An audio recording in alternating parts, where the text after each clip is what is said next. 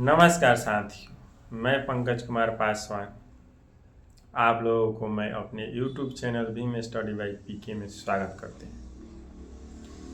आज एक महत्वपूर्ण दिन है। आज क्रिसमस डे भी है। आज अटल बिहारी वाजपेयी जी के जन्मदिन भी है। महामानव पंडित मदन मोहन मालवीय जी के भी जयंती है और आज तुलसी पूजन दिवस भी है। और महिलाओं के लिए, दलितों पिछड़ों के हक की लड़ाई के लिए, शिक्षा के लिए और पुरानी जो व्यवस्था था उसको दहन करके, मनुस्मृति को जलाकर, राख करके महिलाओं को घर से बाहर निकालने के लिए, दलितों को, पिछड़ों को, अति पिछड़ों को शिक्षा दिलाने के लिए बाबा साहब अम्बेडकर ने मनुस्मृति को दहन किए थे। इसलिए आज मनुस्मृति दिवस भी मनाया जाता है। इन सभी दिवसों को तथा एक हिंदू धर्म के पर्व तुलसी पूजन और एक ईसाई धर्म के, क्रिश्चियन के क्रिसमस डे के ढेर सारी शुभकामनाएं। मैं हार्दिक शुभकामनाएं पूरे देशवासियों को देता हूं। तथा मैं अभी नया यूट्यूब पर वीडियो बना रहा हूं। मैंने सोचा कि मैं तो ड्यूटी कर रहा हूं, लेकिन मैं पहले शिक्षा के काम करता था, ट्यूशन पढ़ाता था। तो मैं सोचा कि वंचित बच्चों के लिए वीडियो बनाए, कुछ इनकम बढ़ेगा तो उन बच्चों को मैं जो पैसा आएगा उस पैसा से बच्चों को शिक्षा सामग्री और शिक्षा को मुहैया कराया जाएगा, उनको कुछ मदद किया जाएगा। इसलिए मैं YouTube पर पढ़ाना शुरू किए हैं। आप लोग लाइक करिए, सब्सक्राइब करिए ताकि मेरा मनोबल बढ़ेगा। आप लोग जानते ही हैं कि कितना मुश्किल काम है ड्यूटी करना, पढ़ाना, अपना खाना पीना, अपने दिनचर्या के काम को पूरा करने में। चलिए फिर से आज अटल बिहारी वाजपेयी जी के जन्म दिवस पर हम सभी लोगों को हार्दिक शुभकामनाएं देते हैं। और आज उनके जन्म दिवस पर सुशासन दिवस 2022 में मौजूदा सरकार ने मनाने की फैसला ली थी और आज सुशासन दिवस भी मनाया जा रहा है। आज हम लोग जानेंगे अटल बिहारी वाजपेयी जी कौन थे, उनका योगदान देश के लिए क्या है, वे कौन कौन से कार्य किए हैं जिससे हम लोगों को याद करना पड़ रहा है। वो एक महान व्यक्ति थे, एक कवि भी थे। उन्होंने पॉलिटिकल साइंस में ग्रेजुएशन किए थे। उनका जन्म 25 दिसंबर 1924 ईस्वी को ग्वालियर में हुआ था, जो ग्वालियर एक बहुत बढ़िया शहर है MP का, मध्य प्रदेश का। उन्होंने BJP पार्टी की स्थापना किए थे, जिस पार्टी की अभी सरकार है। BJP अभी 2014 से बड़ी पार्टी के रूप में उभर कर भारत में आ रही है। यह दुनिया की सबसे बड़ी पार्टी के रूप में उभर रही है। इसीलिए यह पार्टी परीक्षा के दृष्टिकोण से महत्वपूर्ण है, जिसको जानना हम लोगों के लिए बेहद ज़रूरी है। तो जानते हैं BJP पार्टी की स्थापना अटल बिहारी वाजपेयी जी ने किए थे। अटल बिहारी वाजपेयी जी 1980 में यह पार्टी जनता पार्टी से अलग होकर किए थे। जनता पार्टी 4 पार्टियों को मिलाकर बनाई गई थी। भारतीय जनसंघ, उसके बाद भारतीय लोकदल, जो चौधरी चरण सिंह की पार्टी थी। चौधरी चरण सिंह के बारे में आप लोग तो जानते ही हैं। इसके पहले वाले वीडियो में भी मैं बनाया था कि चौधरी चरण सिंह जी यूपी के मुख्यमंत्री थे, 6 महीने के लिए भारत के प्रधानमंत्री बने थे। उनकी एक पार्टी थी भारतीय लोकदल। वे एक स्वतंत्रता सेनानी तथा किसान आंदोलन के नेता थे। किसानों के हित के लिए ढेर सारे कार्य किए हैं और उनको 2024 में एनडीए सरकार ने भारत रत्न भी दिया था। उसके बाद एक पार्टी थी कांग्रेस ओल्ड, जो कांग्रेस पार्टी से अलग होकर अलग जितने बुजुर्ग लीडर थे, जब जवाहरलाल नेहरू जी के मृत्यु हो गया, इंदिरा गांधी सरकार में आई, तो उनसे नाखुश होकर अलग होकर एक जितने कांग्रेस के पुराने नेता थे लोग, वो लोग मिलकर एक कांग्रेस ओल्ड का गठन कर दिए, जिसका नेतृत्व कर रहे थे मोरारजी देसाई। मोरारजी देसाई पहला गैर कांग्रेसी प्रधानमंत्री भी बने थे 1977 से 1979 तक, 2 साल के लिए आपातकाल के बाद में। उसके बाद एक पार्टी थी समाजवादी पार्टी।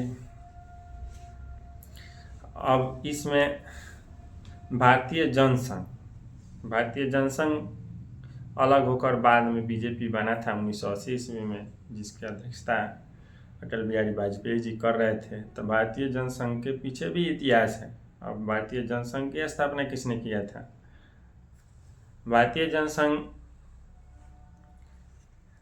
एक पार्टी की स्थापना श्यामा प्रसाद मुखर्जी के द्वारा किया गया था। उसमें और 2 अन्य लोग थे, जैसे में एक पंडित दीनदयाल उपाध्याय जी थे अपने यूपी के, जो मुगल सराय के नाम को बदलकर रखा गया अभी पंडित दीनदयाल उपाध्याय, उन्हीं के नाम पर। उसके बाद एक आचार्य देव प्रसाद घोष भी थे। इन तीनों लोगों ने, श्यामा प्रसाद मुखर्जी, आचार्य देव प्रसाद घोष और पंडित दीनदयाल उपाध्याय जी, जिसको अब हम लोग डीडीयू के नाम से मुगल सराय के नाम चेंज कर बनाया गया है। ये 3 लोगों ने 21 अक्टूबर 1951 को, कब? 21 अक्टूबर 1951 ईस्वी को जनसंघ की स्थापना किए थे। अब जनसंघ आरएसएस की एक शाखा थी। जनसंघ आरएसएस की एक शाखा थी। आरएसएस के मतलब राष्ट्रीय स्वयंसेवक संघ। राष्ट्रीय स्वयं संघ आरएसएस एक शाखा थी, जिसकी स्थापना 27 दिसंबर 1925 ईस्वी में हुआ था। आरएसएस के राष्ट्रीय स्वयंसेवक संघ की स्थापना, इस पार्टी की स्थापना, आरएसएस की स्थापना डॉक्टर केशव बलिराम हेडगेवार जी ने किए थे। डॉक्टर केशव बलिराम हेडगेवार जी ने किए थे। इसका मुख्यालय नागपुर में है। अभी इसका अध्यक्ष मोहन भागवत जी हैं। इस पार्टी का विचारधारा क्या है? तो इस पार्टी का विचारधारा है रूढ़िवादी विचारधारा। रूढ़िवादी और उदारवादी विचारधारा आप लोग जानते हैं। रूढ़िवादी विचारधारा वह विचारधारा होता है जो पुरानी जो व्यवस्था विचारधारा है उसको आगे तक ले जाना, और उदारवादी विचारधारा होता है जो पुरानी विचारधारा है उसमें जो गलतियां हैं उसको सुधार कर एक नया विचारधारा को शामिल करके सभी को समेट कर भाईचारा का अपना कर आगे बढ़ाना। तो ये हो गया आपको शॉर्टकट में बताया मैं रूढ़िवादी और उदारवादी विचारधारा में। जैसे में हम लोग राजा राम मोहन राय के द्वारा सती प्रथा को हटा दिया गया, तो उनको क्या बोला जाएगा? वह व्यक्ति एक उदारवादी विचारधारा के थे, क्योंकि अगर जो लोग हिंदू धर्म में सती प्रथा अनिवार्य था, जो लोग सती प्रथा के पक्ष में थे वो लोग रूढ़िवादी होंगे।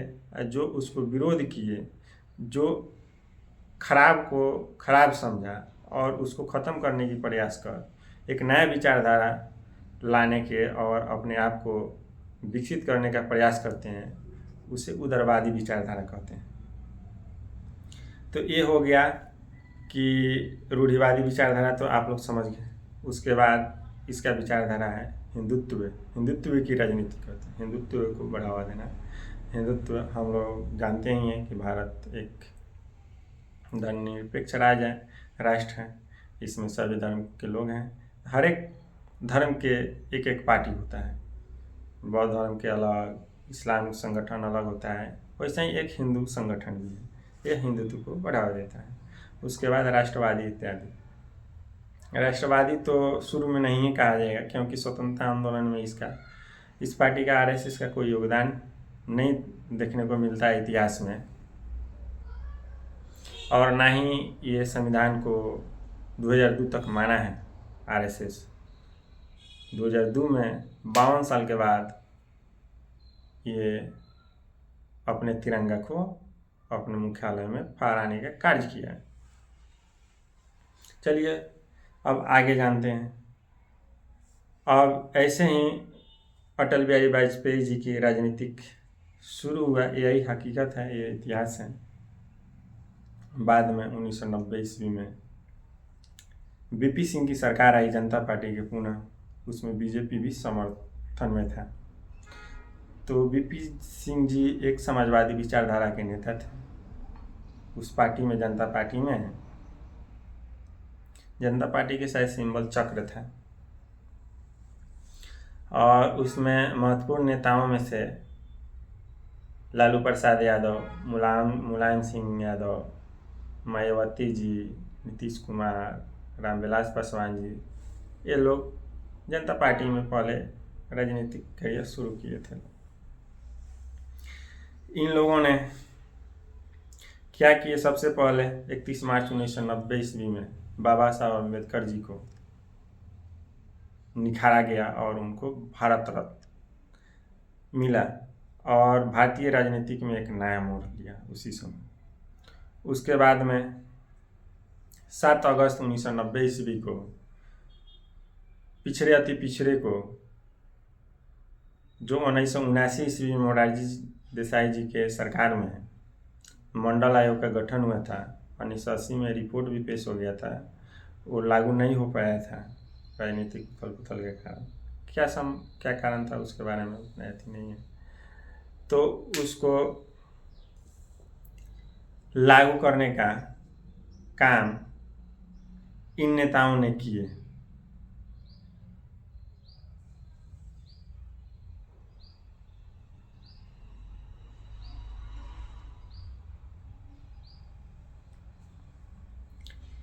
तो उसके बाद में 1990 में मंडल आयोग लागू हो गया।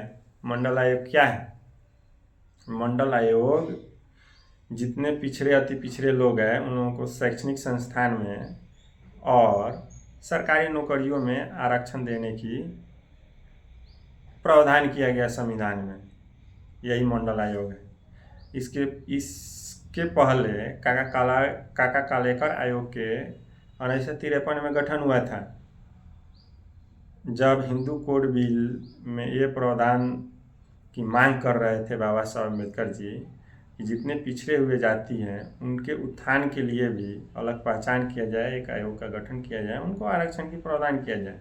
लेकिन मौजूदा सरकार उस समय की थी जो वो नहीं मान, लेकिन उनके दबाव के कारण काका कालेकर आयोग का गठन कर दिया, लेकिन वो पूरा नहीं हो पाया, एमबीसी लागू नहीं हो पाया। एमबीसी करके वो एक कानून था। तो यही हुआ 1990 में जब मंडल आयोग के गठन हो गया, तो BJP party, Bharatiya Janata party ने अपना समर्थन वापस ले ली, जिसके कारण जनता पार्टी की सरकार गिर गई। जनता पार्टी की सरकार गिर गई, उसके बाद फिर कांग्रेस की सरकार आई, फिर बीजेपी की सरकार आई, और उसके मंडल आयोग के विरोध में एक कमंडल आयोग लाया गया, ताकि भारत के पिछड़े लोगों, अति पिछड़े लोगों, दलितों का रुख मुड़ जाए और ये मांग को दबा दिया जाए। लेकिन उस समय उभर कर अपने समाजवादी विचारधारा के नेताओं संसद भवन में गए थे, दबा नहीं, और मंडल आयोग लागू हो गया। तो ये रहा कुछ पार्टी की राजनीतिक,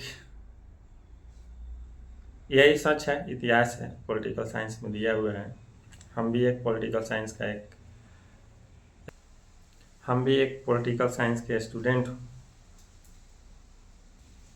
अब अटल बिहारी वाजपेयी जी प्रधानमंत्री के रूप में 1996 ईस्वी में 13 दिन के प्रधानमंत्री बने। इतिहास में सबसे कम कार्यकाल वाले प्रधानमंत्री 1996 में अटल बिहारी वाजपेयी जी के नाम पर दर्ज हुए। उसके बाद फिर 1998 से 99 में 13 महीने के कार्यकाल के लिए प्रधानमंत्री बने। अब प्रधानमंत्री उसके बाद 1999 में इनकी सरकार रही। 2004 तक पूरा कार्यकाल पूरा किया। एक ऐसा कार्यकाल था जो काफ़ी सराहनीय था, काफ़ी गौरवान्वित था। ये एक ऐसा कार्यकाल था कि हर एक वे संवेदनशील व्यक्ति अपने आप में महसूस करते थे कि हाँ, भारत एक देश है। अपने आप में गौरवान्वित महसूस कर रहे थे उस वक्त, क्योंकि उस समय हम लोगों ने परमाणु परीक्षण संपन्न कर 5 परमाणु बमों का परीक्षण कर दिए थे। परमाणु संपन्न देश बन गए। अमेरिका कितनों छटपटाते रह गया, उसको पता भी नहीं चला। जब संपन्न हो गया तब हम लोग रिपोर्ट पेश किए एपीजे अब्दुल कलाम जी। एपीजे अब्दुल कलाम तो आप लोग जानते हैं कितना महान व्यक्ति थे। जब एपीजे अब्दुल कलाम जैसा व्यक्ति राष्ट्रपति और अटल बिहारी वाजपेयी जैसे प्रधानमंत्री मिल जाए देश को तो गौरवान्वित होना ही है।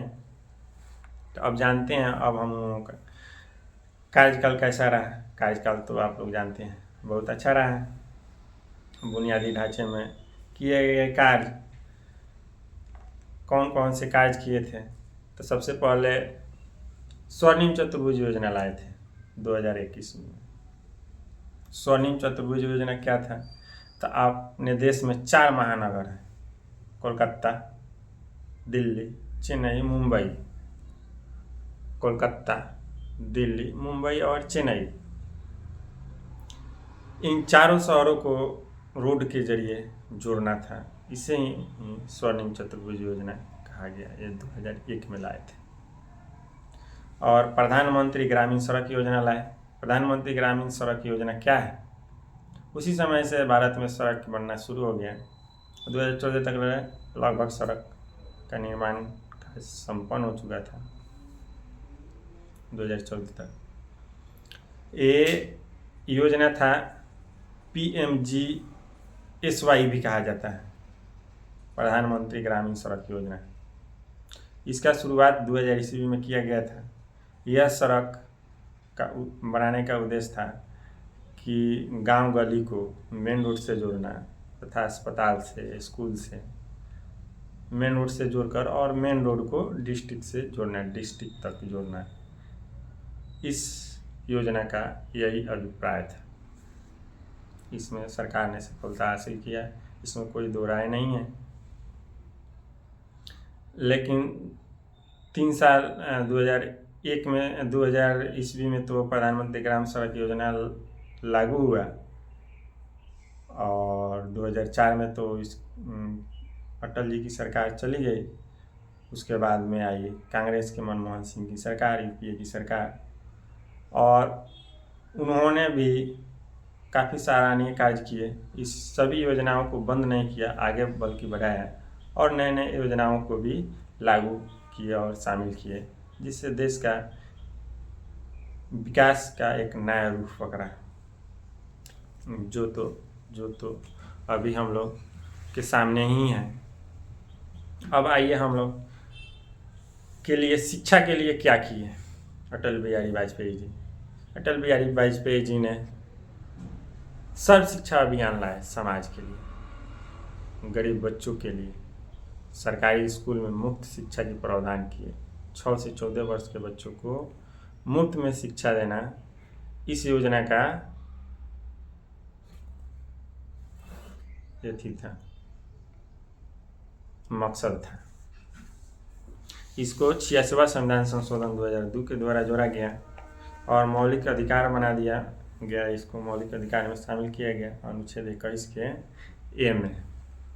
21 के ए में क्या किया गया, मौलिक अधिकार बना दिया गया सर्व शिक्षा अभियान को कि 6 से 14 वर्ष के बच्चों को शिक्षा देना अनिवार्य है, और माता पिता का मौलिक कर्तव्य बना दिया गया 51 के में, 51 के में, जिससे आप लोगों अपने बच्चों को स्कूल भेजना ही पड़ेगा। ये मौलिक कर्तव्य हो गया माता पिता की। ये हो गया शिक्षा और समाज के लिए। और अंत्योदय योजना भी लाया गया था समाज के कल्याण के लिए, मुफ्त में राशन। उसके बाद अर्थव्यवस्था और उद्योग के क्षेत्र में इन्होंने क्या किया? जीडीपी ग्रोथ में बढ़ोतरी करने का प्रयास किए, निजीकरण को बढ़ावा दिया। देखिए, निजीकरण की बढ़ावा बीजेपी सरकार देती ही है, क्योंकि श्यामा प्रसाद मुखर्जी जी क्या थे? एक उद्योगपति थे। उन्होंने उद्योगीकरण पॉलिसी लाई थी, इसीलिए उन्हीं की पार्टी बीजेपी में ट्रांसफ़र हुआ।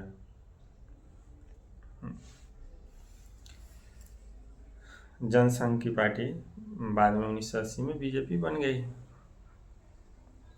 तो ये रहा आपका अर्थव्यवस्था और उद्योग के क्षेत्र में। अब दूरसंचार क्षेत्र में राजस्व साझाकरण मॉडल लागू किए गए, जिससे टेलीकॉम इंडस्ट्री को काफ़ी फायदा हुआ। और 15 सितंबर 2000 ईस्वी को BSNL मतलब भारत संचार निगम लिमिटेड की स्थापना हुई। आप लोग देखे होंगे, पहली बार टावर लगा था, BSNL के सिम आया था और नोकिया वाला मोबाइल था। वो सरकारी संस्था थी, 2014-15 तक चला। बाद में जब एनडीए की सरकार आई तो BSNL को बंद कर दिया गया। अब आइए विज्ञान और सुरक्षा के क्षेत्र में। विज्ञान में तो काफ़ी मतलब ज़बरदस्त काम हुआ, और सुरक्षा में भी कारगिल युद्ध हुआ। कारगिल युद्ध में हम लोग सफलता प्राप्त किए।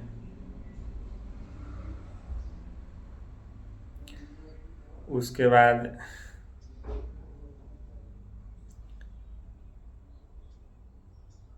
इंडिया और पाकिस्तान के बीच में शांति के लेकर समझौता हुआ, और 19 फरवरी 1999 ईस्वी में भारत पाकिस्तान के बीच में बस सेवा की शुरुआत किया गया था। उसके बाद सरकार की कुछ आलोचनाएं की भी सामना करना पड़ा, क्योंकि हर एक वह सरकार चाहे हर एक वह व्यक्ति, सभी में कितना भी अच्छाई है, कुछ बुराइयाँ ना बुराइयाँ छिपा भी रहता है, कुछ ना कुछ गलतियाँ होती ही रहती हैं। जो अच्छा करता है वो थोड़ा बहुत गलत भी करता है, लेकिन उसको नज़रअंदाज करना चाहिए, गलत के पीछे नहीं भागना चाहिए। सबसे बड़ी गलती थी कि हम तो एक सरकारी सर्विस में कार्यरत हैं, भारतीय रेलवे में। हम लोगों को पेंशन नहीं है, जो काफ़ी आंदोलन का विषय हमेशा चर्चा में बना रहता है। जो कि सरकार ने ओल्ड पेंशन स्कीम OPS को बंद करके न्यू पेंशन स्कीम लाई थी NPS को, जिसकी पेंशन की कोई गारंटी नहीं है। उसके बाद 48,000 करोड़ रुपये के राजस्व घाटे का सामना करना पड़ा बीजेपी की सरकार को। 2004 तक सरकार थी, 1999 से 2004 तक उसमें। उसके बाद अटल बिहारी वाजपेयी जी के कुछ महत्वपूर्ण किताबें हैं जो परीक्षाओं के लिए महत्वपूर्ण हैं, जैसे मेरी 51 कविताएँ। जितने परीक्षाएं आने वाली हैं उनमें पूछ सकता है, मृत्यु या हत्या, संसद में 3 दशक, क्या खोया और क्या पाया। फिर से सुनिए इन अटल बिहारी वाजपेयी जी के कुछ महत्वपूर्ण किताबें, प्रमुख किताबें, जिसको हम लोगों को याद रखना जरूरी है परीक्षाओं के दृष्टिकोण से। मेरी 51 कविताएँ, मृत्यु या हत्या, संसद में 3 दशक, और क्या खोया और क्या पाया। तो याद रहेगा ना आप लोगों को? मेरी 51 कविताएँ, मृत्यु या हत्या, संसद में 3 दशक, क्या खोया और क्या पाया। उसके बाद 2014 में एनडीए की सरकार आई